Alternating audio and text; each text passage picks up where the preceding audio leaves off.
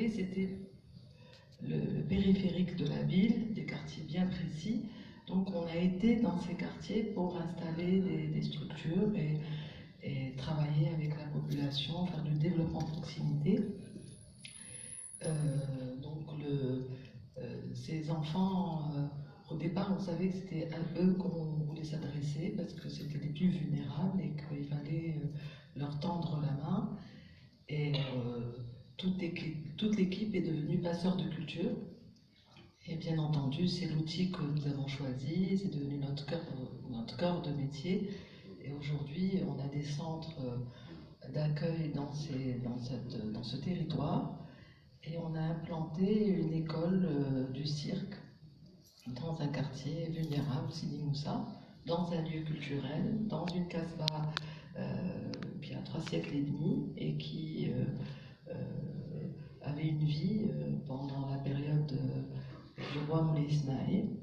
Et c'est des jeunes abandonnés qui ont été s'installer dans un lieu abandonné. Et c'est devenu nos nouveaux trésors et des talents et aussi passeurs de culture et des ambassadeurs culturels. Donc les choses se sont faites de manière naturelle. Naturelle, parce qu'on a été vers cette cible et c'est avec cette cible qu'on a construit des projets pour eux et c'est la culture et l'éducation qui sont pour moi les inséparables qui ont porté ce projet.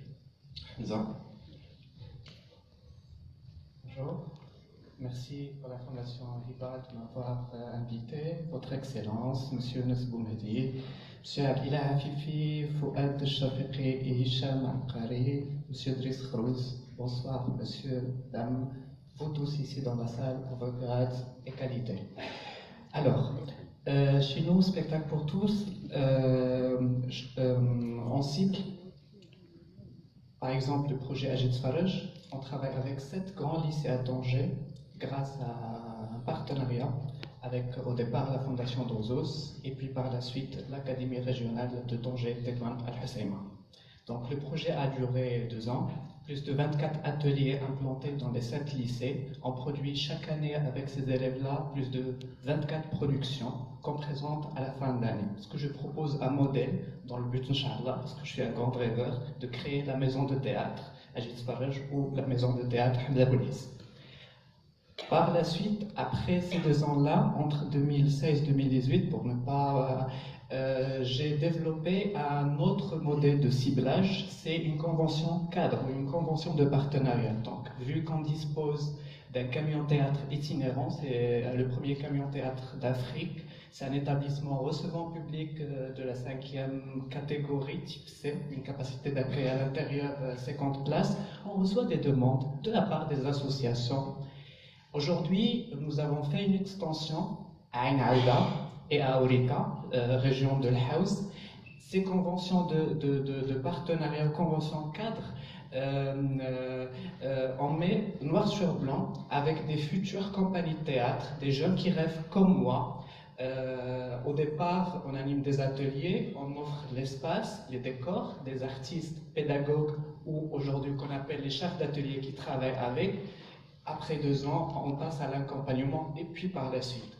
Certes, je pense tout projet sérieux, noble, humain, il doit cibler. Après, chaque projet a son propre public. Après le camion... Justement, comment on le définit, ce public? Moi, l'artiste, c'est très difficile. C'est pas mon métier de comment définir. Tout ce que je sais, c'est que j'ai jamais quitté l'école. C'est ma vraie histoire et je pense l'un des fondateurs de Spectacle pour tous, ils sont présents ici. Après le bac, j'ai fait l'Institut supérieur d'art dramatique et en même temps, j'ai continué à travailler ici à Rabat partout, dans des écoles, les Érangers au présent, les Eris, Hassania, André Malraux. Je travaillais dans des programmes par l'Union européenne avec des théâtre. J'essayais de comprendre comment l'art vivant, et spécialement théâtre, si je propose quelque chose, elle est équivalente de tout le travail que je vais mener moi. Aujourd'hui, j'ai toute une équipe derrière moi qui est égale. J'aime pas le fond, mais la matière ou l'argent avec quoi on fait. Puis par la suite, une fois tu as des vrais partenaires, une fois tu as de l'amour, tu as de la sensibilité, toi tu cibles et les autres te ciblent, je pense. Aujourd'hui, je pense que nous avons signé plus de 30 conventions cadres avec des petites structures et des milliers de jeunes. Bientôt, Inch'Allah, le rapport final de 4 ans de travail de terrain parce que le camion a sillonné presque tout le Maroc et aussi quelques expériences à l'international. Je pense que le ciblage, c'est quelque chose de très important. Et après, dans nos ateliers, on travaille avec ces apprentis comédiens. Peut-être demain, c'est les artistes de demain. Ou aussi, peut-être demain, c'est les producteurs de l'art de demain. Voilà. Merci. Alors, je vais vous poser une question. Donc, chacun a son expérience, on l'a compris, chacun a son expérience du terrain. Est-ce que c'est quelque chose d'aisé d'arriver dans une région, dans une ville, dans un quartier, identifier peut-être, il faut identifier des partenaires locaux sur place qui sont issus du terroir local, j'ai envie de dire. Comment ça se passe? Est-ce qu'on a besoin de personnes ressources? Est-ce qu'on a besoin de ces partenaires-là? Sophia?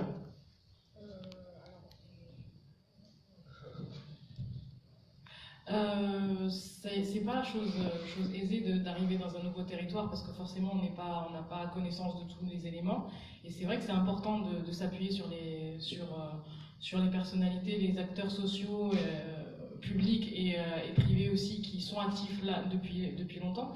Nous on arrive en général avec notre savoir qui représente un petit pourcentage par rapport à tout ce qui existe, à tout l'environnement socio-culturel dans lequel on souhaite s'implanter. Donc on ne peut apporter qu'une contribution à ce qui existe déjà et un complément à ce qui mérite d'émerger. Donc c'est très important et c'est là où ça se joue, c'est vraiment à la phase d'implantation. Si on vient avec nos gros sabots en mode on sait tout, on va vous apporter la solution, c'est là qu'on risque de rater notre projet qui nous tient à cœur et c'est pour ça que c'est vraiment important de s'appuyer sur ces acteurs-là et d'arriver à créer une collaboration tout en restant, en sachant où est notre territoire d'action et d'expertise et où est le leur et comment est-ce qu'on peut tous les deux mettre à profit nos connaissances mutuelles pour au final notre objectif final qui est les jeunes, qui est la population et même quand on parle de ciblage, moi je trouve que c'est aussi un peu encore rester dans cloisonner les publics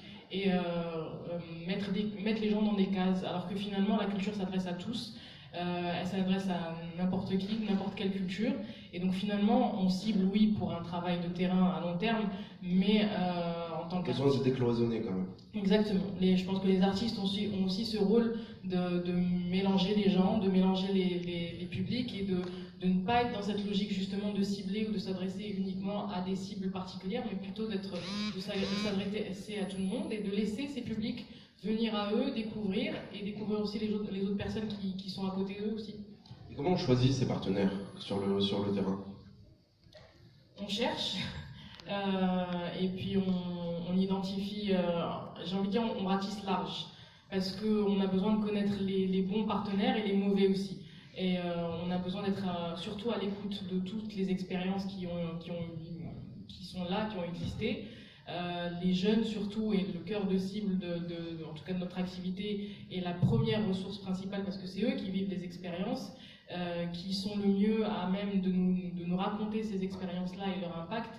Et à partir de cette écoute-là, de cette phase d'écoute et d'observation, on peut identifier, il y a souvent malheureusement des acteurs sociaux qui ont une très forte motivation, qui ont une envie, qui ont de bonnes idées mais qui n'ont pas les moyens pour faire aboutir leur projet.